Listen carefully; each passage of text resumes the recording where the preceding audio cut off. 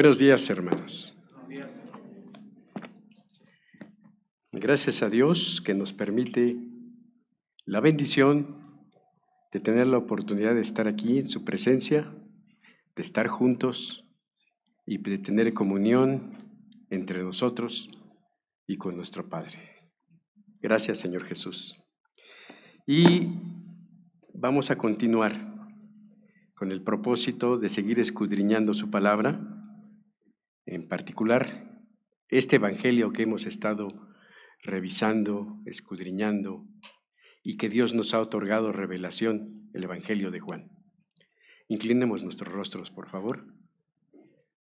Dios Padre bendito, Señor Dios Todopoderoso, te damos gracias, Señor, porque tú nos has permitido llegar a este momento, llegar a este lugar, porque tú eres el creador de todo, de los cielos y de la tierra, de todo cuanto existe, Señor. Y no solo eso, tú lo sustentas, Padre eterno. Y de toda circunstancia y situación que está bajo tu completo, total y absoluto dominio en tu voluntad, Padre eterno. Disponemos nuestro corazón, Señor, para que seas tú el que nos ministre y revele de tu verdad, de tu voluntad y del propósito que tienes para con nosotros.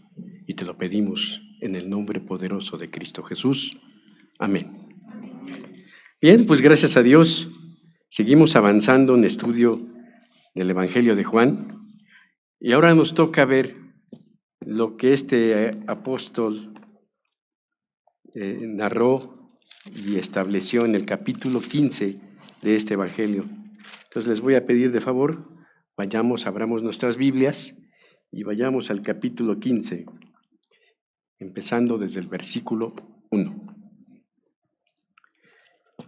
Estos últimos capítulos, todos, ¿no? Pero estos últimos capítulos han estado cargados de revelación, de lo que Dios nos está hablando y mostrando y cómo verdaderamente es vigente la palabra de Dios. Aun cuando fue escrita y en su momento fue dada para un grupo de hermanos, en específico algunos judíos, sigue siendo vigente. Porque la palabra de Dios, como aquí mismo se establece, es viva y eficaz. Y al estar viva es porque es Dios mismo, porque la vida es Dios. ¿Recuerdan? Capítulo 1 de Juan. Hacemos un pequeño resumen de este propósito de este evangelio. Cuando hablaba del hermano Juan Bautista, cuando él decía, aquella luz verdadera que alumbra a todo hombre, venía a este mundo, en el mundo estaba y el mundo por él fue hecho, pero el mundo no lo conoció. Era el mensaje de Juan, en el capítulo 1, versículo 9. Y en ese mismo capítulo 1, al final, en el versículo 51, de las primeras ocasiones que habla nuestro Señor Jesús y se registra en este evangelio, cuando tiene el encuentro con Natanael, le declara algo muy importante.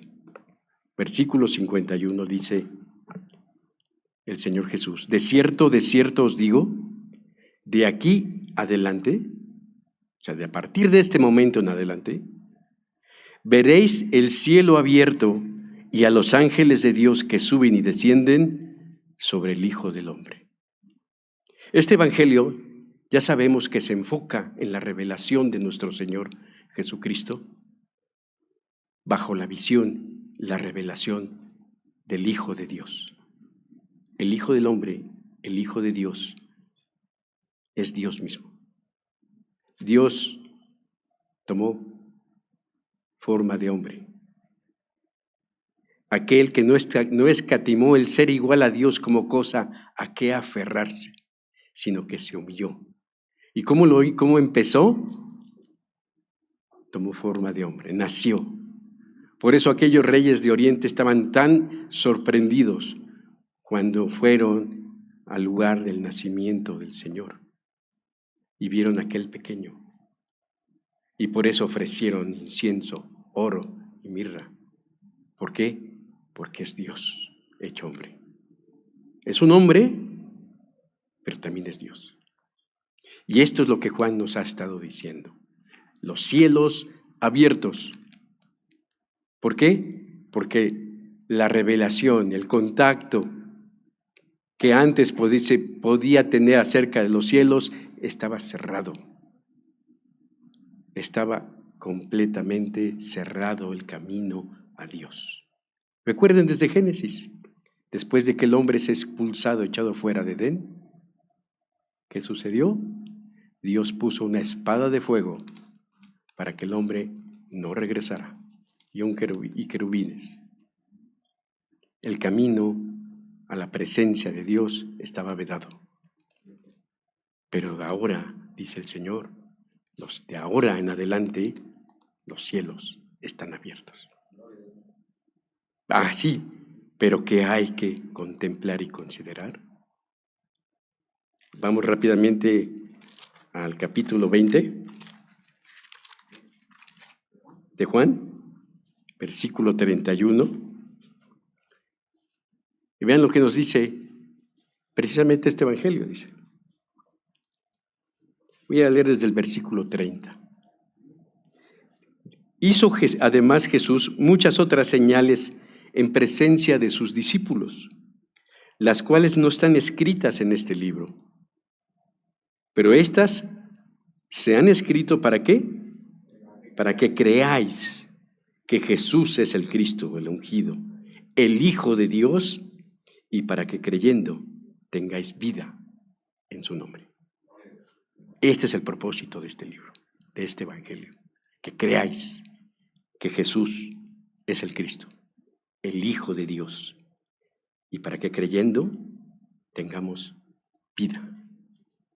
Amén. Entonces, este capítulo 15, empieza con una revelación muy importante. Versículo 1 dice, hablando nuestro Señor Jesús, yo soy la vid verdadera y mi Padre es el labrador. Todo pámpano que en mí no lleva fruto, lo quitará. Y todo aquel que lleva fruto, lo limpiará para que lleve más fruto. Ya vosotros estáis limpios por la palabra que os he hablado. Permaneced en mí y yo en vosotros. Como el pámpano no puede llevar fruto por sí mismo si no permanece en la vid, así tampoco vosotros si no permanecéis en mí. Esto es lleno de revelación. En primer lugar, ¿por qué utiliza el Señor en su pensamiento la vid? Lo hizo con un propósito. Tenía un objetivo para mostrar y para revelarle a las gentes el plan y la voluntad de Dios. Y lo dice primeramente utilizando algo que para los judíos es muy importante. Yo soy. ¿Recuerdan el yo soy? ¿Recuerdan cuando Moisés le preguntó, ¿cuál es tu nombre? Yo soy. Así empieza el Señor. Yo soy, pero además lo dice la vid. ¿Por qué la vid? ¿Por qué utiliza en su pensamiento este elemento en la idea que está presente en el corazón y en los pensamientos del pueblo de Israel? Es que desde la antigüedad, y lo pueden ver en el Antiguo Testamento, en los profetas, por ejemplo, hablan acerca de la vid. Isaías, en el capítulo 5, dice, la viña de Jehová de los ejércitos es la casa de Israel. Entonces, cuando se refiere a Israel como la viña o la vid del Señor, se está refiriendo al pueblo de Israel. Jeremías también lo dice, te planté la vid escogida. Ezequiel igual, Israel es una frondosa viña. También Oseas. Hiciste venir la vid de Egipto. Tanto así que entonces la vid se convirtió en el símbolo de Israel, del pueblo. De hecho, si ustedes ven el logotipo que representa a Israel, es una vid en dos ramas, porque normalmente es una planta que escala o se extiende por el suelo. Y el símbolo de Israel es una vid en 2 ramas y en medio el candelabro de los 7 brazos. Entonces, cuando se habla de la vid, se estaba hablando de la nación, del pueblo de Israel. ¿Quién es Israel? Israel es el pueblo que emanó de la promesa de Dios. ¿Con quién? Con el patriarca Abraham. Aquel hombre que no podía tener hijos, ¿se acuerdan? Y Dios le da la promesa de que iba a tener un hijo. La nación de Israel es la promesa cumplida de Dios con el patriarca Israel, Abraham, aquel hombre que no podía tener hijos y que su descendencia iba a ser como las estrellas. Amén. Bueno, si ese es Israel, si él es la vid, el Señor dice, sin embargo, yo soy la vid, pero utilizo un adjetivo muy importante. ¿Qué dice? Verdadera. Hace rato que estábamos en el estudio, una hermana comentó, y entonces esto es cierto. Pues si hay una vid verdadera, entonces hay algo que es falso. Porque él dice, yo soy la vid verdadera. Y es que, ¿qué sucedía? Israel, sí, claro, se sentía la vid del Señor, la nación el pueblo escogido por Dios. Y era tal su certeza, entre comillas, seguridad, su falsa seguridad, yo diría, que se confundieron, porque llegaron a pensar que por el simple hecho de que somos la nación que viene de Abraham, hijos de Abraham, ya somos salvos, ya tenemos comprada y asegurada la salvación y la vida eterna. Oh, sorpresa, no es así. No fue así. Y por eso el Señor Jesús dice, yo soy la vid verdadera y mi Padre es el labrador. Vamos a ver qué quiso decir también con todo esto. En efecto, la vid hace referencia a la nación de Israel, pero los mismos profetas hacen un cambio acerca de la referencia de la vid cuando hablan de Israel. Por ejemplo, Isaías, como habíamos comentado, dice, la viña de Jehová de los ejércitos es la casa de Israel, o sea, el pueblo, la pluralidad. Ezequiel también dice, Israel es una frondosa viña, pero hay un cambio cuando habla Jeremías y habla Oseas, porque Jeremías dice, te planté la vid escogida. Y Oseas dice, hiciste venir una vid de Egipto. Hay un cambio de la pluralidad y empieza a hablar de una singularidad. Por ejemplo, cuando vemos este último anuncio de que hiciste venir una vid de Egipto, ¿a quién apunta? ¿De quién está hablando? Y de Jeremías, te planté la vid escogida. ¿De quién está hablando? ¿Recuerdan la muerte de los inocentes en Belén? El Señor Jesús, a través de un anuncio de un ángel a sus padres, antes de que llegaran y matasen a todos estos inocentes niños, huye. ¿Y dónde se refugia? En Egipto. ¿A quién llamó de Egipto? A Jesús. Ya no es el pueblo, ahora es uno. Jeremías, planté en ti la vid escogida. Es uno. ¿Quién es? Jesús. Y aquí ya lo dice claramente. Yo soy la vid verdadera. ¿Sí lo ven? Y es que, ¿por qué se dio este cambio? Como dice, hemos platicado muchas veces, a veces analizamos los textos, pero no consideramos todo el contexto. Y ese es el error. Tenemos que revisar cada texto en todo el contexto, en toda la palabra de Dios. En efecto, los profetas hablaron de que Israel, la nación, era la viña del Señor, pero también hablaron de la degradación que ocurrió en Israel. Hace rato que nos compartieron el devocional, ¿cuánta razón hubo? Muchas veces iban a Dios, se arrepentían, levantaba un juez, pero cuando se retiraba o se quitaba o moría, otra vez regresaban a la idolatría y a olvidarse de Dios, ¿no? Había una degeneración. Voy a citar a los mismos profetas. Isaías, fíjense, dice que la vid que se convirtió en una planta salvaje. Y eso es terrible. Jeremías dice que el pueblo se ha convertido en sarmiento de vid extraña. Ya es una vid extraña, ya es una planta salvaje. Y Oseas se queja de que Israel se ha convertido en una viña seca, vacía. Esa era la vid.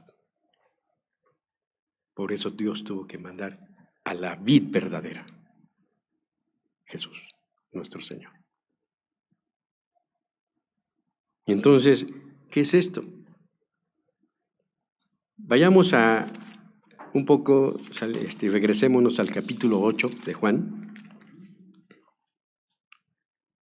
Vean la relación que se generó o se tuvo cuando el Señor Jesús caminó en esta tierra. Uno de los conflictos más fuertes que tuvo fue precisamente con la nación de Israel, con los judíos.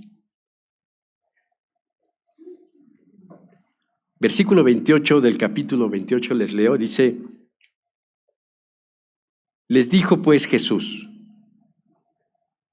cuando hayáis levantado al Hijo del Hombre, entonces conoceréis que yo soy, y que nada hago por mí mismo, sino que según me enseñó el Padre, así hablo. Porque el que me envió conmigo está, no me ha dejado solo el Padre, porque yo hago siempre lo que le agrada. Hablando él estas cosas, muchos creyeron en él. Dijo entonces Jesús a los judíos que habían creído en él: si vosotros permanecéis en mi palabra, seréis verdaderamente mis discípulos y conoceréis la verdad, y la verdad os hará libres. Aquí hay varias cosas que quiero que no se nos pasen por alto.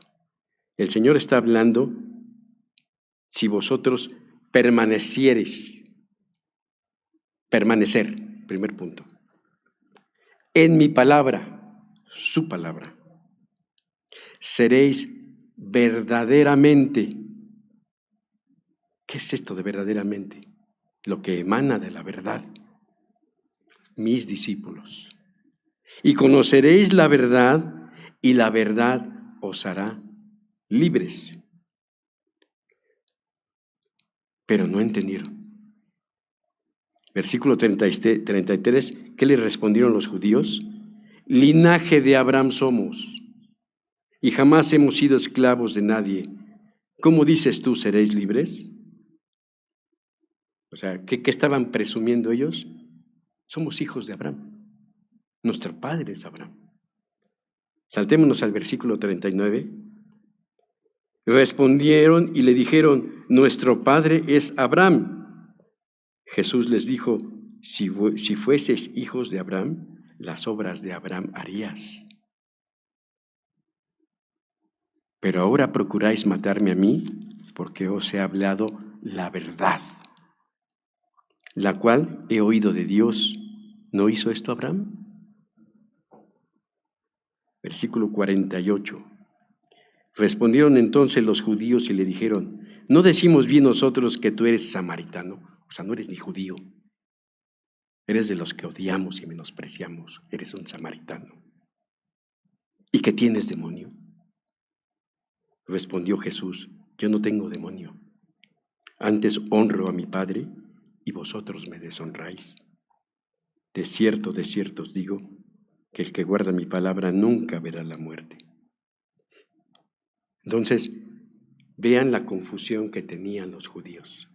Se sentían la vid, sentían que tenían el privilegio, la salvación, que ellos podían abrir y cerrar la puerta al camino a Dios. Por eso que en el regresando al capítulo 15, la declaración del Señor, aparte de que es firme, es fuerte para ellos. Yo soy la vid verdadera, que emana de la verdad. Además, otra cosa que quiero destacar acerca de esto, la palabra que utiliza para vid es comperios en griego, vid. La equivalente en el hebreo es bien interesante, afen. Esta palabra la utilizan mucho ellos para denotar la santidad, la voluntad de Dios, la vid. Entonces, este término verdadero no nada más significa eso, tiene otros significados. Real, genuino. Yo soy la vid genuina, la vid verdadera, la real vid que Dios plantó. Ahora, ¿por qué es importante denotar y poner tanto énfasis en esto que estoy comentando con ustedes? Por lo que sigue. Todo pámpano que en mí no lleva fruto, lo quitará. Y todo aquel que lleva fruto, lo limpiará para que lleve más fruto. Sabía bien el Señor cuando usaba esta comparación. En aquella época, el pueblo, todos tenían prácticamente una vid en su casa que cultivaban. Es una planta muy difícil, requiere muchos cuidados. Estuve estudiando esa parte y de verdad que es complicada. Siempre está buscando por dónde enredarse para trepar. Si no encuentra, se expande sobre el piso de una manera impresionante. De hecho, es muy invasiva. Se recomienda, por ejemplo, que si tú vas a plantar una vid, no plantes otra ni a la izquierda ni a la derecha, solo a 3 metros de separación. Entonces, imagínate, estamos hablando de 6 metros de separación para la siguiente vid, 36 metros cuadrados para una planta. Con el suelo debe estar completamente limpio, no debe tener piedras. Entonces, dense cuenta que Israel, siendo una nación agrícola, conocía bien este término y prácticamente por todos lados había vid. Y sabía bien el Señor que cuando usaba este término, la gente iba a comprender. ¿Por qué? Porque en estos cuidados yo planto mi vid y empieza a crecer. Para que yo pueda recogerle frutos, tengo que esperar 3 años. Hasta el 3er año ya puedo recoger frutos. Pero para que empiece a recoger esos frutos, yo tengo que hacer mucha labor. ¿Por qué? Porque está creciendo, se está expandiendo y empieza a producir ramas que no producen fruto. Ramas que empiezan a dar fruto.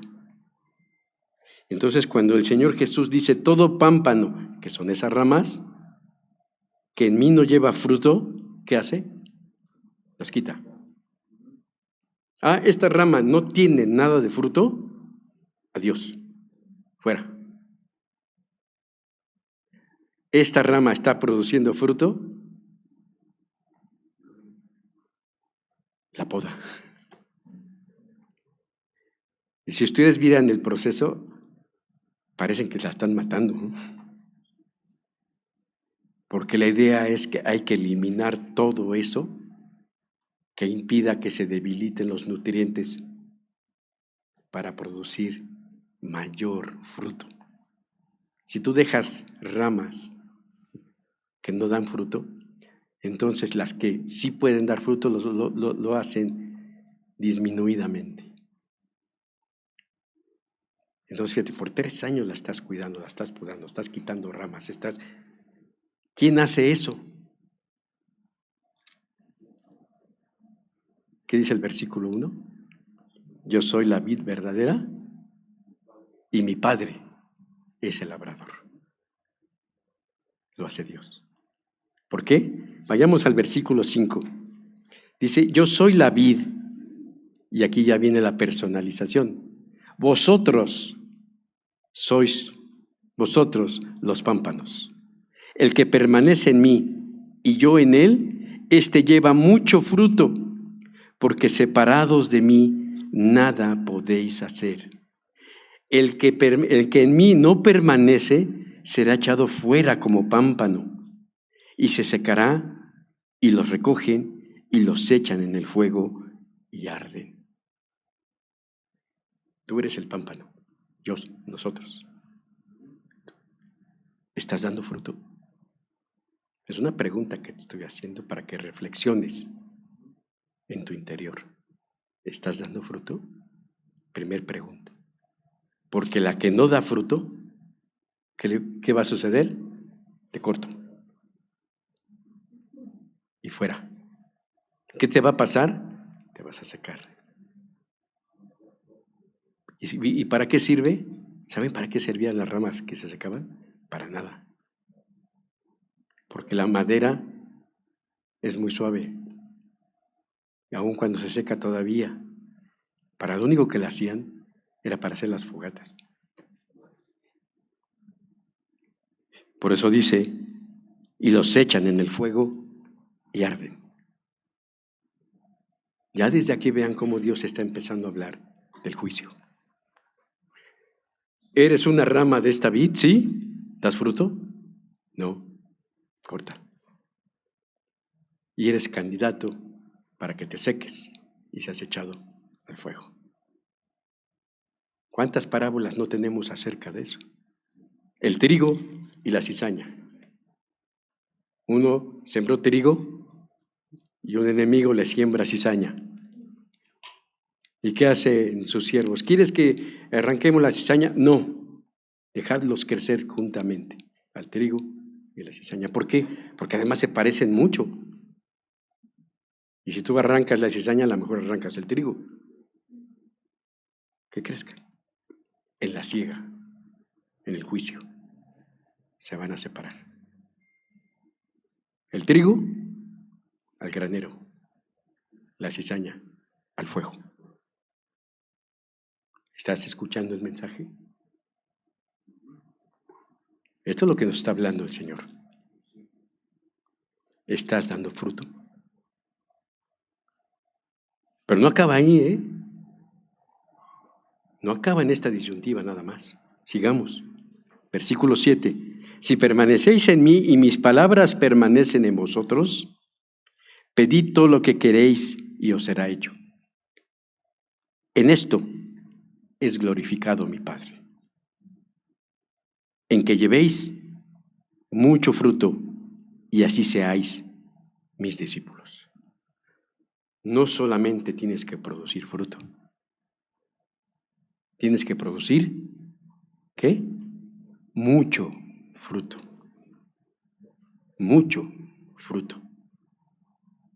Señor, yo produzco fruto, sí. Entonces vas a entrar en el proceso ¿de qué? De la poda. ¿Y quién hace esto? El labrador. ¿Y quién es el labrador? Tu Padre. ¿Lo estás viendo? Porque separados de la vid, nada puedes hacer. Es lo que nos está hablando el Señor en este capítulo. En esto es glorificado mi Padre, en que llevéis mucho fruto y seáis así mis discípulos. Entonces, ¿qué es un discípulo? Aquel que produce mucho fruto. Y para producir mucho fruto, ¿qué se requiere?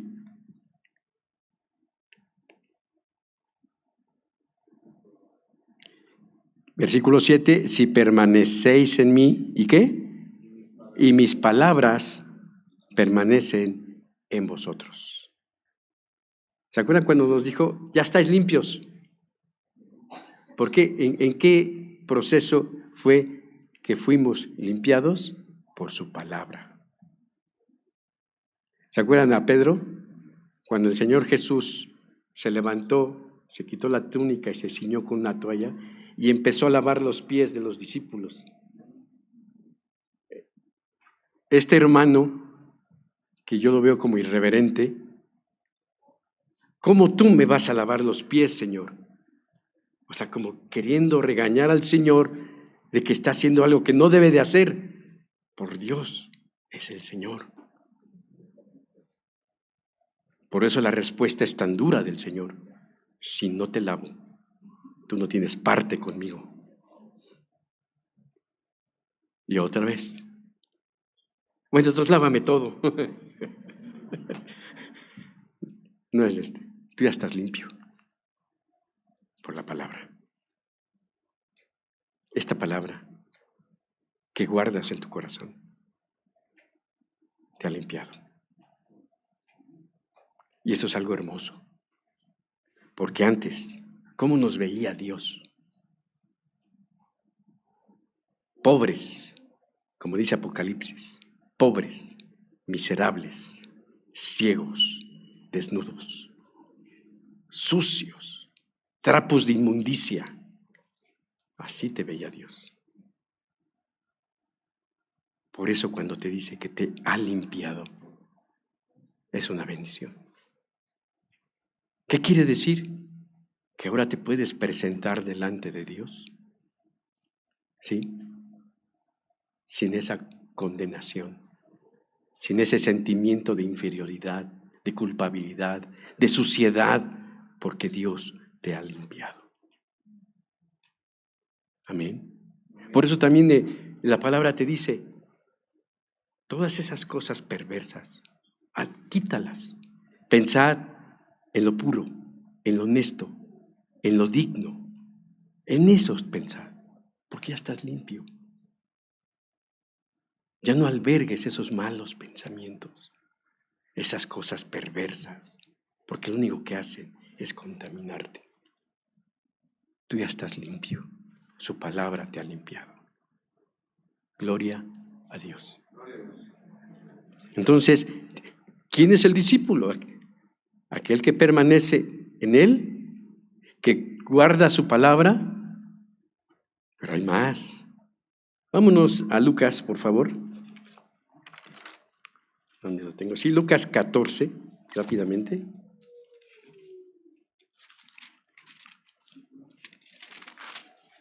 Versículo 25. Voy a leer el 25, 26 y 27 rápidamente. Dice, grandes multitudes iban con él y volviéndose les dijo, si alguno viene a mí y no aborrece a su padre y madre y mujer e hijos y hermanos y hermanas y aún también a su propia vida, no puede ser mi discípulo.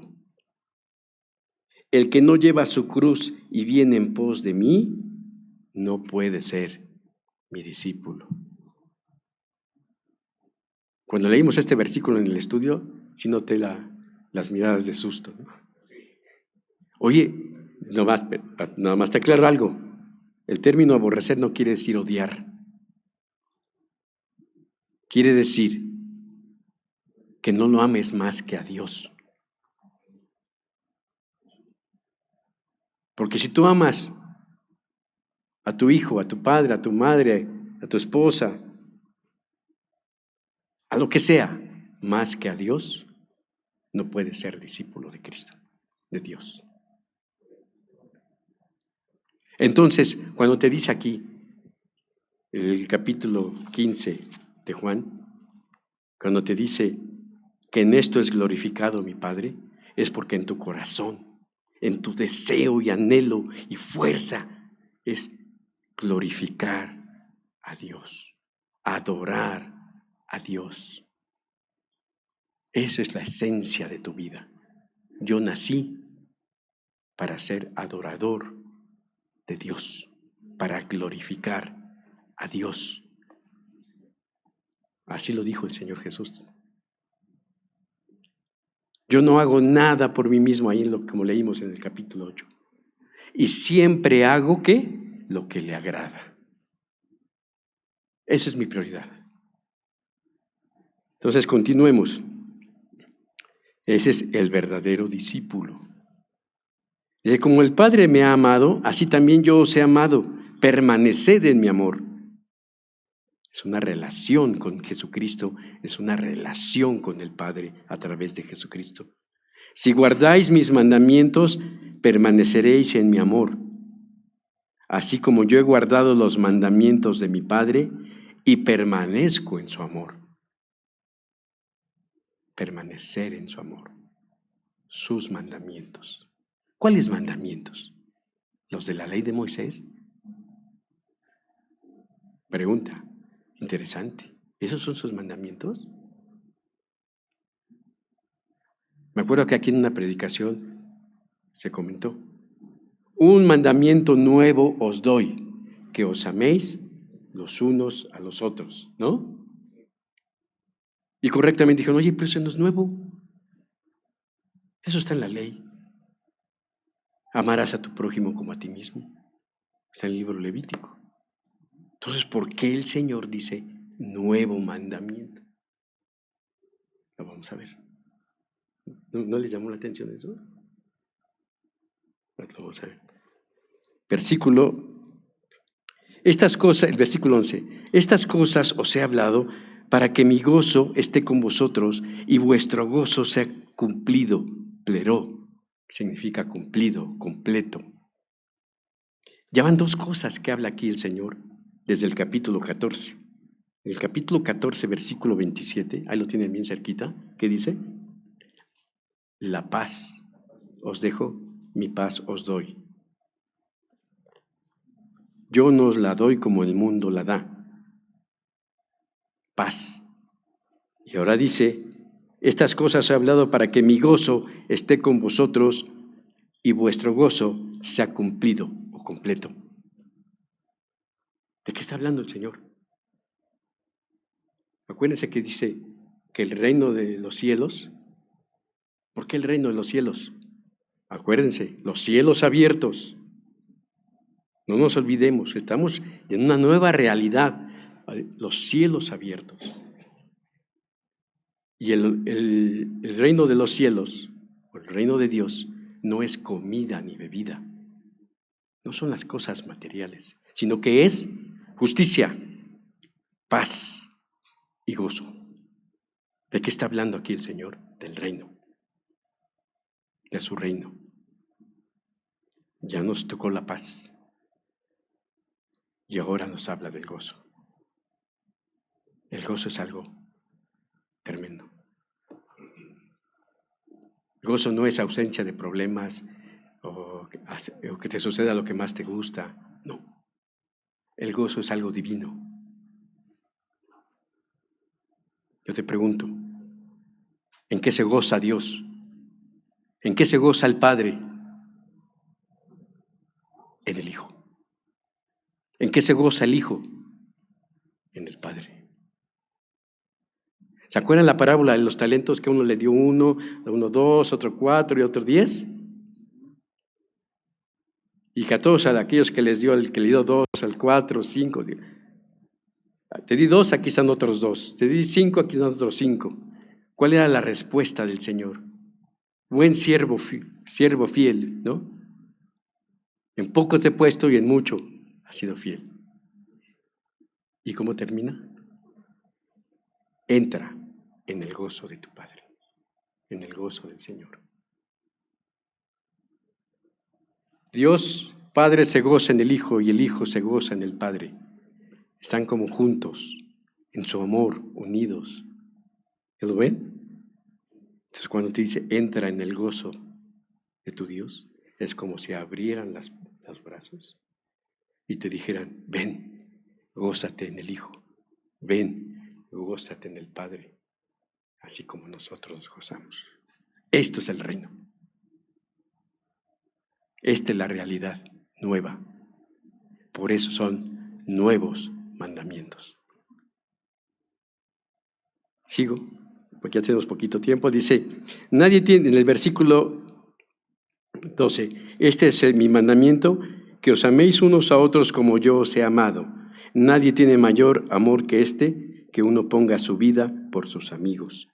Vosotros sois mis amigos, si hacéis lo que yo os mando. Y ya con esto les está diciendo el Señor Jesús, voy a poner mi vida por ustedes. Ya no os llamaré siervos, porque el siervo no sabe lo que hace su Señor, pero os he llamado amigos, porque todas las cosas que oí de mi Padre os las he dado a conocer. No me elegisteis vosotros a mí, sino que yo os elegí a vosotros. Y os he puesto para que vayáis y llevéis fruto, y vuestro fruto permanezca, para que todo lo que pidiereis al Padre en mi nombre, Él os lo dé.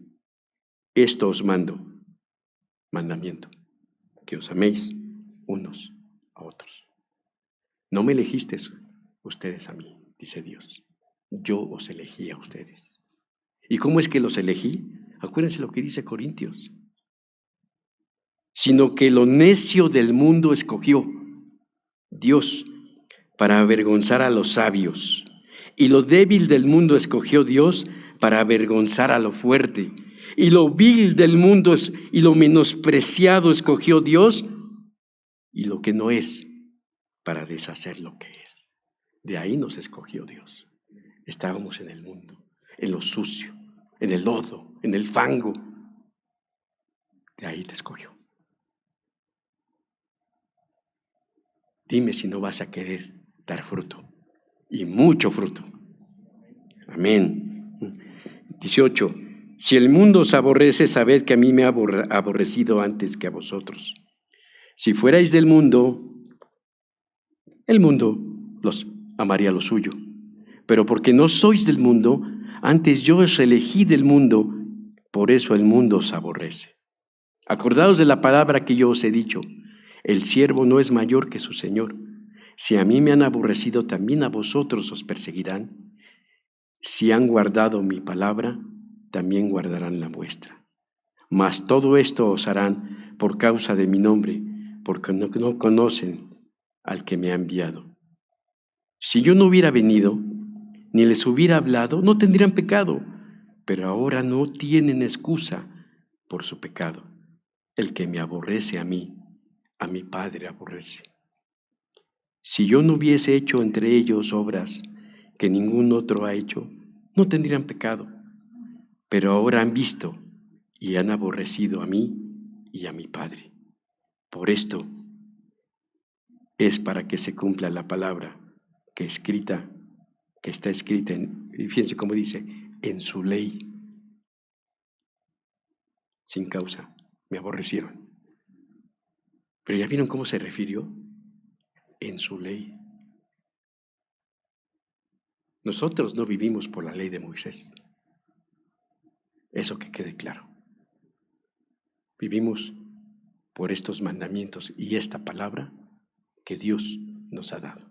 La ley tuvo un propósito. Nunca fue salvar al hombre, sino para que se diera cuenta que es un pecador y que necesita de Dios, y para llevarlo a los pies de Cristo. Y ya logró ese objetivo, y pudimos abrazarnos de Cristo. Pero ahora lo que nos rige son sus mandamientos, es su palabra, es la vid que es Él. Amén. Y por último ya, y además nos advierte, ¿no? El siervo no es mayor que su Señor. Si a mi Señor lo persiguieron, si a mi Señor lo aborrecieron, ¿cuánto más? Pues la verdad, como dice la Escritura, tened por sumo gozo cuando os halléis en diversas pruebas y tribulaciones, porque somos colaboradores, copartícipes con nuestro Señor Jesucristo. Versículo 26. Pero cuando venga el Consolador, a quien yo enviaré del Padre, el Espíritu ¿de qué? De verdad. Y conoceréis la verdad, y la verdad os hará libres. ¿Cómo la conoceréis? A través de su Espíritu, el cual procede del Padre. Él dará testimonio acerca de mí. Y vosotros daréis testimonio también, porque habéis estado conmigo desde el principio. Ustedes, todos nosotros, somos los pámpanos. Tenemos de verdad que dar fruto. Y si das fruto, que Dios te pode, para que des mucho fruto, para que entonces puedas alcanzar la bendición de que en esto sea glorificado nuestro Padre. Ese es el propósito. Esa es la verdadera alabanza. Esa es la verdadera adoración a Dios. Entonces los invito, reflexionen, guarden esta palabra y que el Espíritu Santo, el Espíritu de verdad, les lleve a lo que a cada uno de nuestros corazones Dios nos va a llamar. Amén. Gracias a Dios. Inclinemos nuestro rostro. Padre eterno, muchas gracias, Señor, porque eres tú el que hace la obra, Padre, porque tú eres la vid verdadera, Señor, y de ti nosotros tomamos la vida, de ti nosotros nos nutrimos, de ti nosotros, Señor, crecemos, para que a través de ti, Señor, podamos dar mucho fruto, Padre, porque queremos glorificar tu nombre, porque queremos ser adoradores en espíritu y en verdad, Padre, porque es necesario que tales adoradores te adoren, Padre Santo. Te damos las gracias que nos permites contemplar esto, Señor, y un poquito o mucho entender, porque tú lo que quieres es que obedezcamos. A cada uno de nuestros corazones, oh Dios, tú has dispuesto un propósito, una palabra, y te damos las gracias por ello, porque ninguna semilla es igual a otra, y que nuestro corazón sea la tierra fértil, donde la semilla que es tu palabra y tú que eres el sembrador, pueda crecer, Padre Santo, y dar fruto al 30, al 60 y al 100 por uno, Señor. Y esto, ¿quién lo hace? Solamente tú, oh Dios. Bendito sea tu nombre y a ti sea toda la gloria, la honra y la alabanza en Cristo Jesús. Amén. Que el Señor les bendiga.